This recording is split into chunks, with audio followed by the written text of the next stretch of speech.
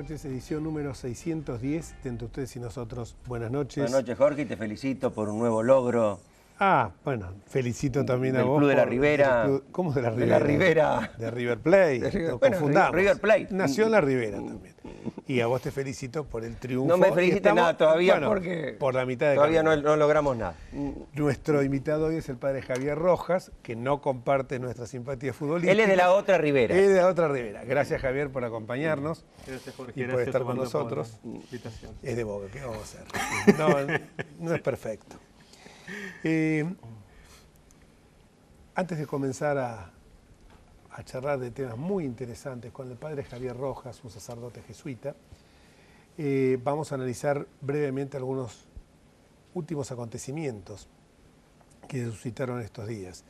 Empezando que el día domingo cumplió 2 años el gobierno de Mauricio Macri, el gobierno de Cambiemos, y me parece justo hacer un balance a mitad de este derrotero de la presidencia del ingeniero Macri.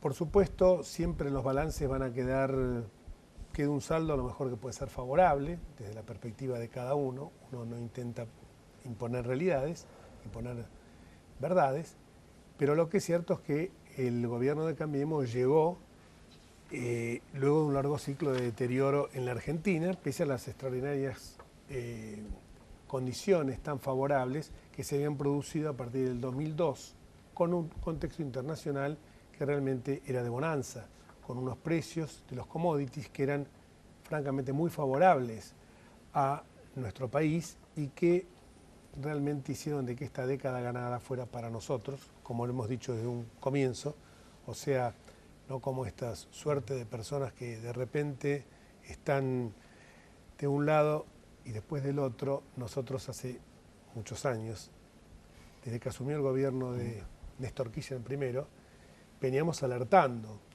estas situaciones que para nosotros partían básicamente del quiebre que se había hecho de las instituciones del Estado de Derecho, de una democracia que nos costó mucho conseguir y que justamente, también hay que reconocerlo, el domingo se cumplió un nuevo aniversario de la asunción de Raúl Alfonsín, que si bien no podemos considerarlo el padre de la democracia, sí el hacedor de la democracia, porque evidentemente creo que esta democracia la logramos entre todos después de la larga noche de la dictadura militar y la seguimos construyendo entre todos.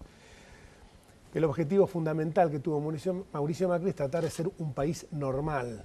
Parece esto una cosa que en la Argentina es revolucionaria, porque la normalidad fue la regla. Una normalidad, normalidad, digo bien, que evidentemente tuvo algunas limitaciones. Algunas limitaciones, por un lado, de carácter objetivo, claramente a partir de que la alianza de Cambiemos no tenía ni tiene mayoría en ninguna cámaras legislativas, y esto obligó a un acuerdo, el arte del acuerdo como nosotros lo llamamos acá, y que también generó lo que es el arte del diálogo, algo que lo vamos a charlar con el padre Javier a lo largo de este programa y luego de esta introducción. Por el otro lado también un fuerte condicionante ha sido, una restricción importante, ha sido la gran cantidad de pobres que hoy hay en la Argentina y que había cuando asumió el gobierno de Cambiemos. Pero evidentemente el pleno respeto de las instituciones republicanas es para nosotros un logro esencial. Ya no es más, el presidente no usa la cadena nacional, creo que la ha usado Creo que nunca. Creo que nunca. No Salvo quizás la ceremonia inaugural, pero bueno. Obviamente, no nos atosiga día y noche con sus mensajes, no fomentó el culto de la personalidad, este culto tan descarado de que todo se tenía que llamar Néstor Kirchner o Cristina Fernández, no nos grita desde un atril devastador amonestándonos con el dedo levantado. Al contrario, creo que, por supuesto, me parece que se trata respetuosamente a todo el mundo y por lo menos los periodistas hoy pueden preguntar. La Argentina, por otra parte, volvió rápidamente al mundo, lo estamos evidenciando estos días, que pese a sufrir los trastornos que estamos con el tema del tránsito, la Argentina vuelve a ser sede de un evento mundial, como es la Organización Mundial de Comercio, que evidentemente lo que va a favorecer es un clima amigable para las inversiones, y esto no es simplemente para satisfacer los caprichos del capital. Muy lejos estamos nosotros de sostener políticas de este tipo, sino que es para generar auténticas y genuinas fuentes de trabajo.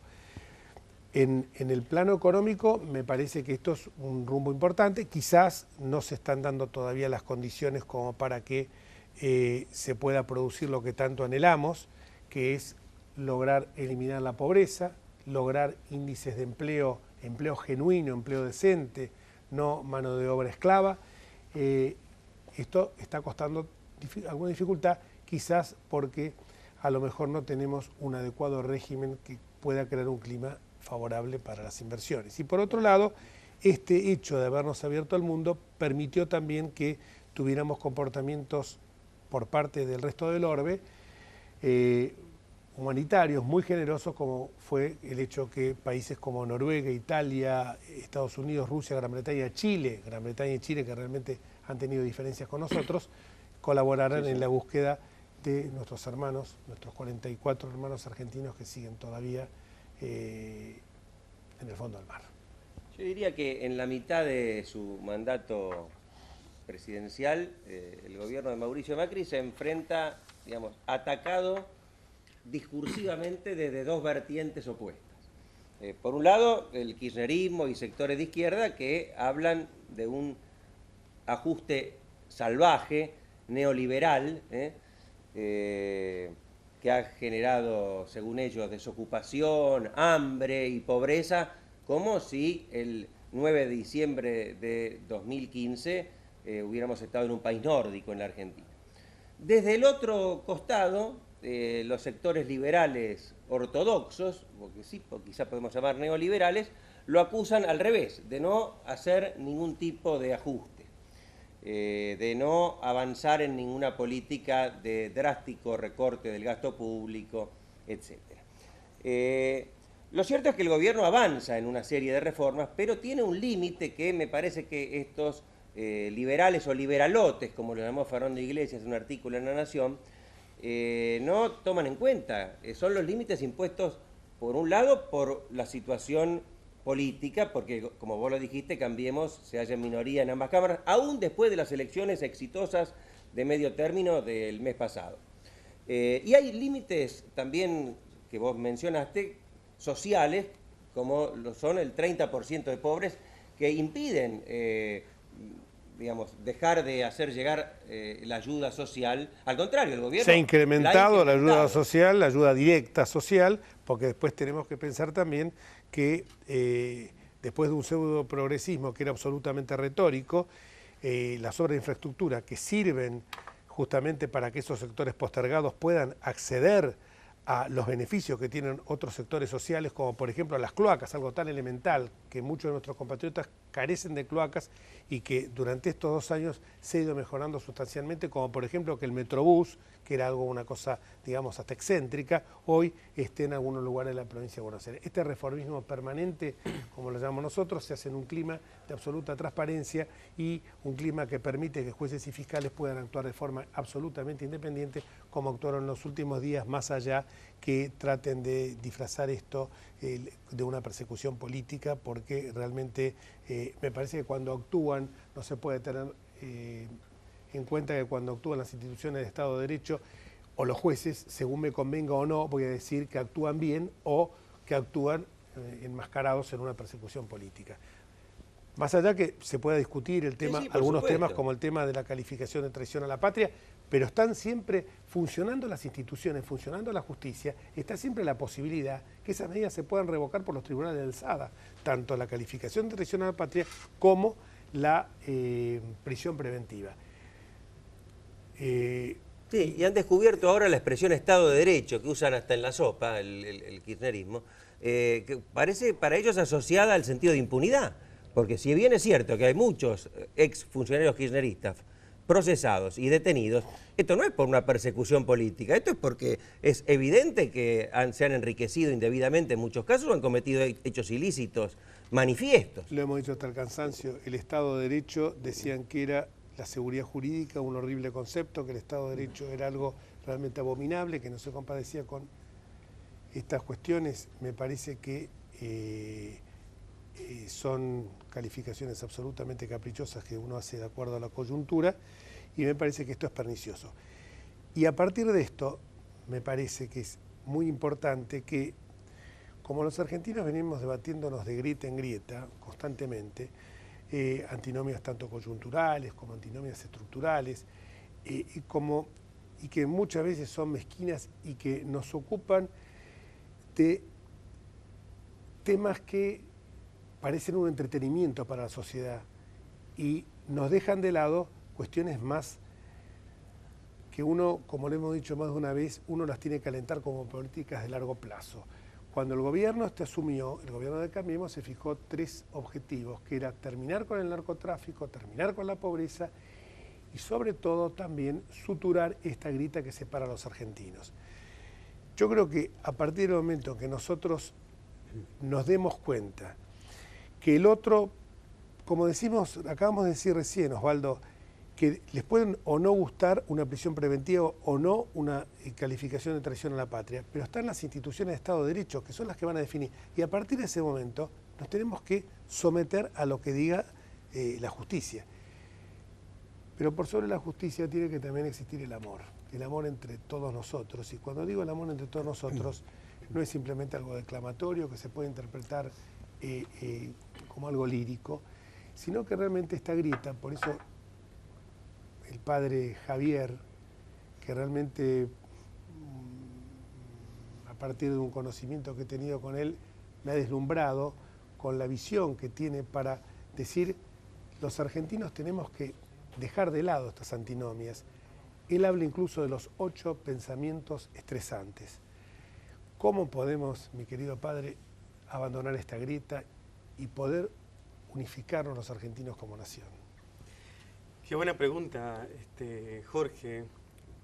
Recién decías que lo fundamental es el amor y creo que el amor también es un concepto hinchado a veces de sentimentalismo o de afecto solamente. Y el amor sobre todo es la búsqueda del bien del otro, del bien propio. Hoy me parece que vivimos una Argentina donde está haciendo falta recuperar el talento, la fuerza, la capacidad que tenemos los argentinos de gestar algo en común, de buscar el bien común. Estos bienes parciales, caprichosos, egoístas, partidarios, han hecho que esta división entre nosotros se haya hecho cada vez tan grande que se ha acunado este término de la grieta, que puede tener muchísima significación, ¿no? Pero es esta separación que no podemos lograr subsanar.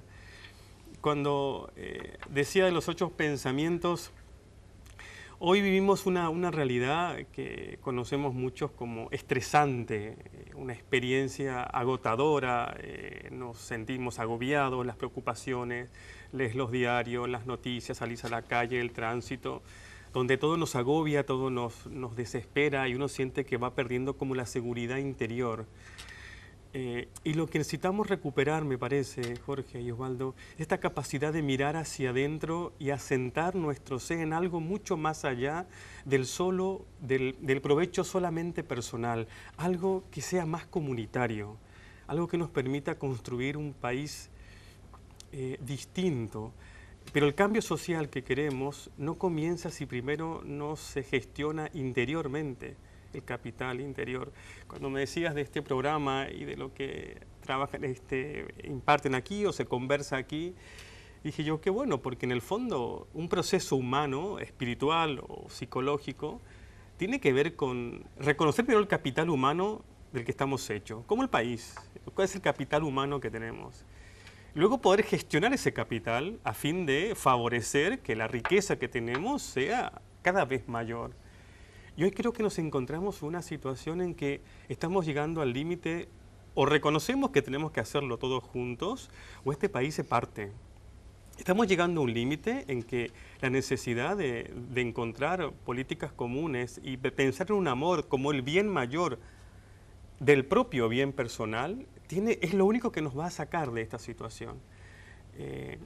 Perdón, esto es viejo en la historia argentina.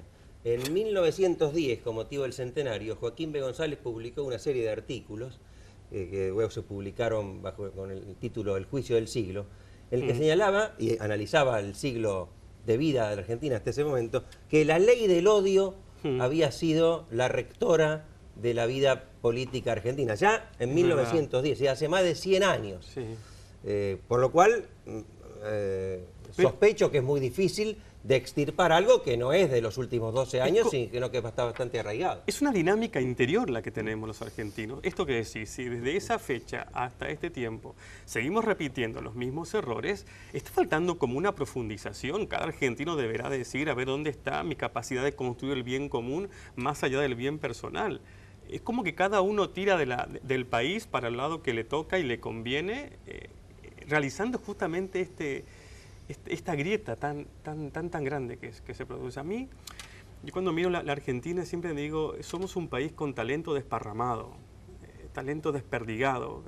Nos hace falta alguien que nos ayude a pensar más allá de las dificultades o los entretelones personales.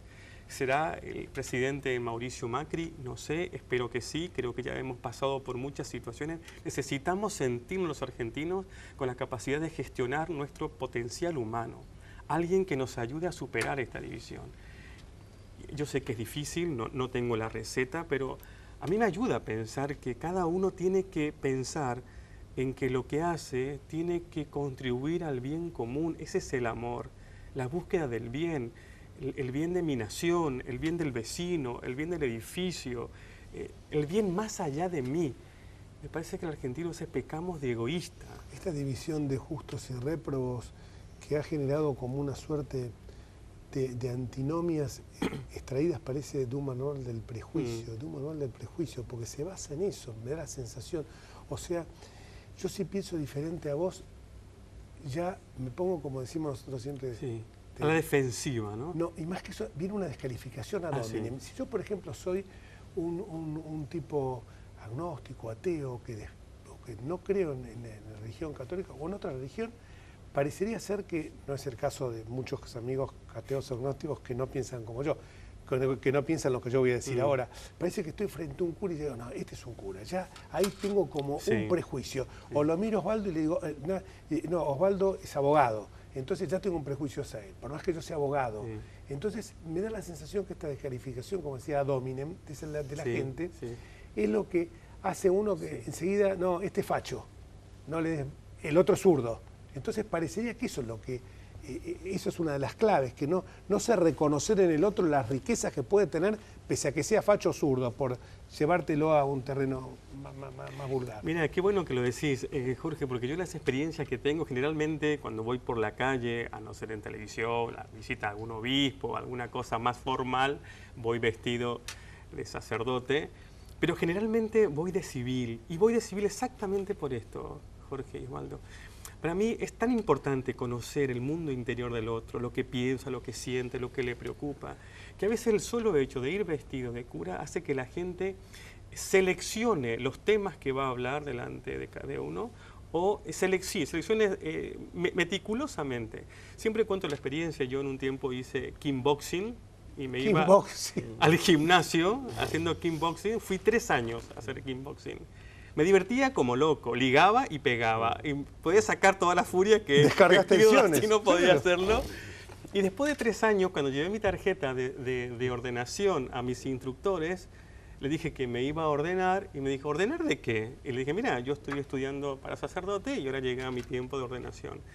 No lo podían creer, dice, ¿cómo puede ser que un cura esté pegando patadas y recibiendo golpe, tirando palabras no del todo espirituales al cielo cuando ligaba un golpe? Vos sabés que a mí me generó, y creo que también a ellos, una relación muy distinta.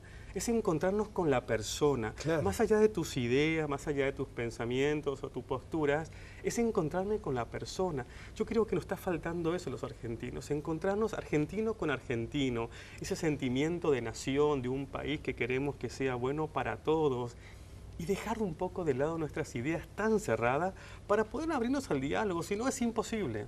Difícil. Es muy difícil gestionar un país en paz, donde reine el amor. Vamos a una tanda y después seguimos a ver si entre los tres podemos encontrar alguna lucecita. Perfecto.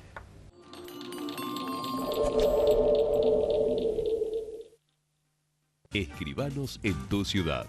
Nuestro consejo es prevenir problemas. Colegio de Escribanos de la Ciudad de Buenos Aires. Consejo Federal del Notariado Argentino. El Colegio Profesional Inmobiliario auspicia este programa. Colegio Profesional Inmobiliario, cada vez más profesionales. Andar, obra social de viajantes vendedores de la República Argentina. La mejor cobertura familiar al mejor precio. Planes de salud para particulares, trabajadores en relación de dependencia y monotributistas. 0810-345-0184. Andar, www.andar.org.ar.